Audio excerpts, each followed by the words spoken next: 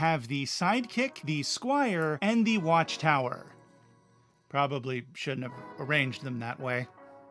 These may seem like they are just any other premium deck box, but they have a few features that differentiate them from the rest of the pack. Today I want to talk to you about real estate. No, I'm not trying to buy your house for cash. I want to talk about the real estate of the playmat. The traditional playmat, of which I realize this isn't. Let's go ahead and fix that. Good, now we have a regular playmat, and this only has so much in terms of real estate. Now, what am I talking about with real estate? Well, I mean the area that you can actually and effectively play in, that everything, your deck, your battlefield, your graveyard, and even the deck box it came in, all have to fit, and usually it's on a playmat like this.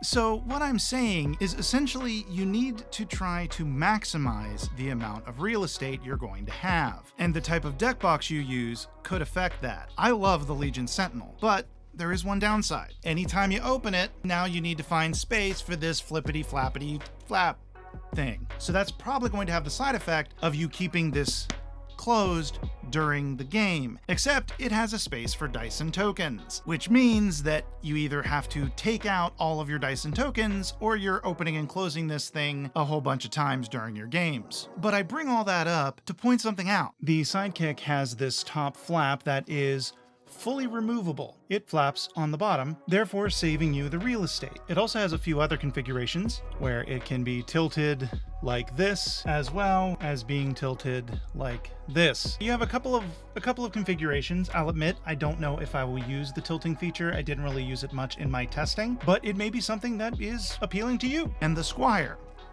it's the same thing.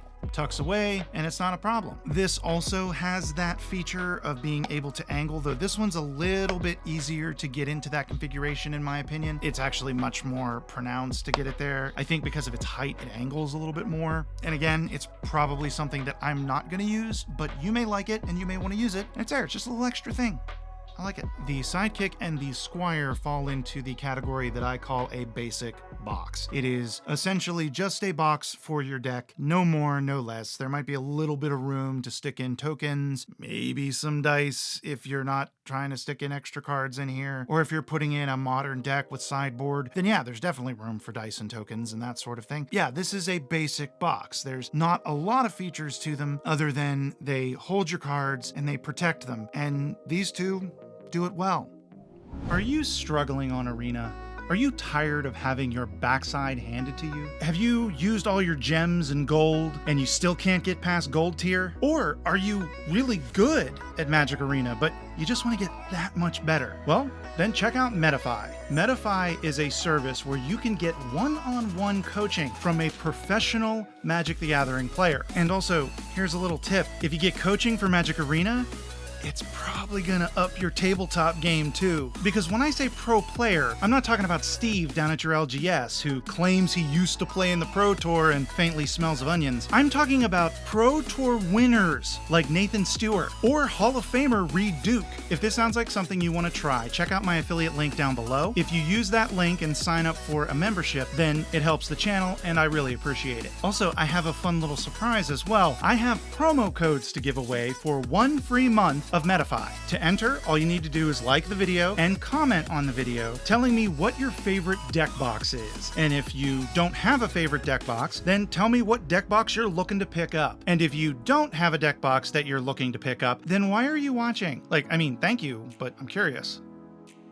Comment while you're watching. And if your comment doesn't include something about your favorite deck box, a deck box you're looking to pick up, or why you're watching this video, then it won't count. And I will pick 2 winners in 2 weeks from the date of publish of this video. No purchase necessary, void where prohibited, legal stuff, legal stuff, legal stuff. All that stuff is in the description down below as well. And I want to thank Metaphy for sponsoring today's video. The Watchtower is a little different in that it has a few more features going on. It has 2 flaps, one for the dice and counter section and the other for the main compartment, and both of them go onto the back of the deck box. The Gamegenic box also has this nice little tray that you can use in various different configurations, and that is in addition to the dice and counter drawer. It also has a finger hold on the back, so if you wanted to put the tray in this way, you could.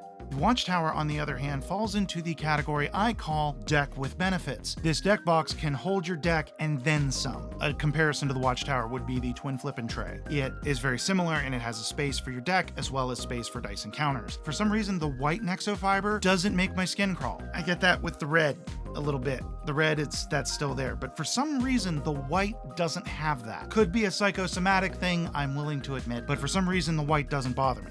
The downside to the white, I've been using these for a couple of months now. They're already getting scuffed up, they're getting smudges on them, and it's really obvious. So be aware of that when you're selecting colors. If you don't like it and you want yours to look pristine as long as possible, then maybe go for a darker color. As for sizing, this thing can hold 133 double-sleeved cards, and that's been holding true in my testing. In fact, I could kind of get a few more in there. So pretty much extrapolate that to single-sleeved and no-sleeved cards. You could fit a lot of cards into the Watchtower. The Sidekick and the Squire are 100 plus. You can fit 100 double-sleeved cards into these. And again, my testing proved that to be true. And again, extrapolate those numbers for single-sleeved and cards that are not sleeved. You can fit a lot of cards into these deck boxes. And another feature, and I can't quite do it because all of these are different box sizes, but if you had two of these, then you can swap the lids. So you can mix and match your colors. If you want to have your Boros deck in one with a white lid and a red box, knock yourself out. You can swap them, just like you can with the boulders. In fact, it can get really fun with this. You could swap 3 colors, and so you could have an Abzan deck box if you want. It's a lot of fun.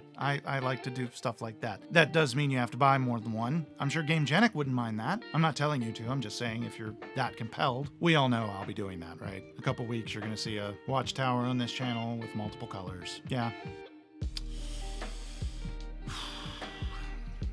Something I really like about these deck boxes in particular is not only are they part of a premium deck box line, which is nice, they're also fairly inexpensive and they're versatile. Some of the versatility isn't things that everyone is going to use, but the fact that it's there is nice, and what's most important is that it doesn't get in the way of the people who wouldn't use it. That's something I really like about Gamegenic and their premium deck boxes, is they have a lot of quality of life improvements that you may never notice they're there, but they make it that much easier to use the deck box. They also have a lot of features that not everybody's going to use, but those features don't get in the way for the people who aren't going to use them. I think a perfect example of this is this.